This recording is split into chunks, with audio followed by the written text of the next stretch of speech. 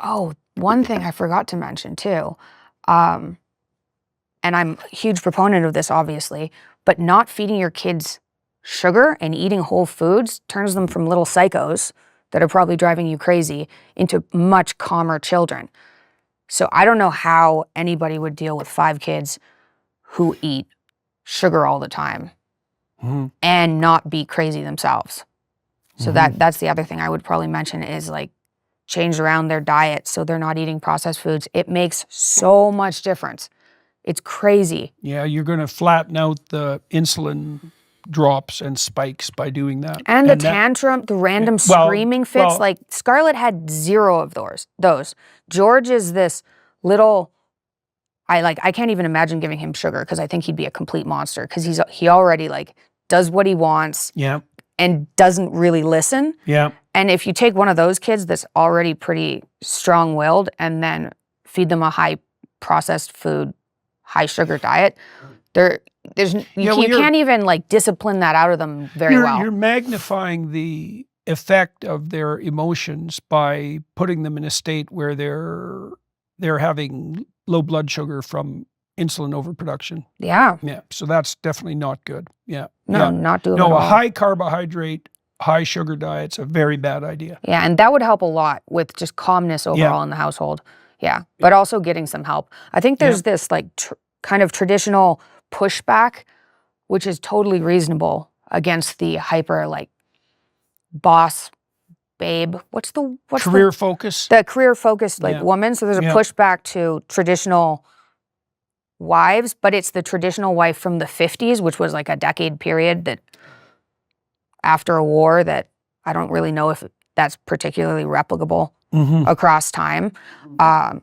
And so I think there are people, especially Gen Z people, in the situation where they are at home with a whole bunch of kids and are like, this is not doable. And then this is what I've seen anyway. And then the men are like, well, that's the woman's job because there's this traditional pushback. Look, but it's not sustainable with no help. There's a reason that human beings have the lifespan they have, right? The reason we have the lifespan we have is because mothers need grandmothers, or mothers and fathers need grandparents. Yeah. Right? So our species is set up so that raising children is actually a 2-generation job, not a 1-generation job. Right. And so the idea that it can just, I'm an advocate of the nuclear family, the traditional nuclear family, but only as the minimal sustainable unit. That doesn't mean it's optimal. And when you have little kids, having someone else around to help is very useful and necessary, and you shouldn't be guilty about it. And it's fine for the kids, especially if the additional people are, well, family members help if they're not completely out of their mind, but also stable.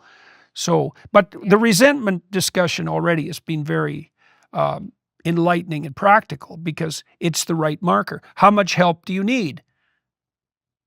Depends on how much work you have and how complicated the situation is. What's the marker? Well, if you're miserable, frustrated, and resentful, well, then maybe that's too much, right?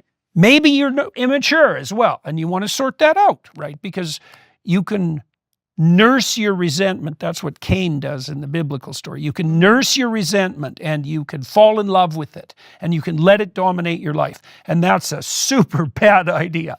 But by the same token, especially if you're agreeable, and so that's more of an issue with women, especially child-oriented women, it's very easy for them to self-sacrifice themselves into a state of resentment. And that's toxic, terrible.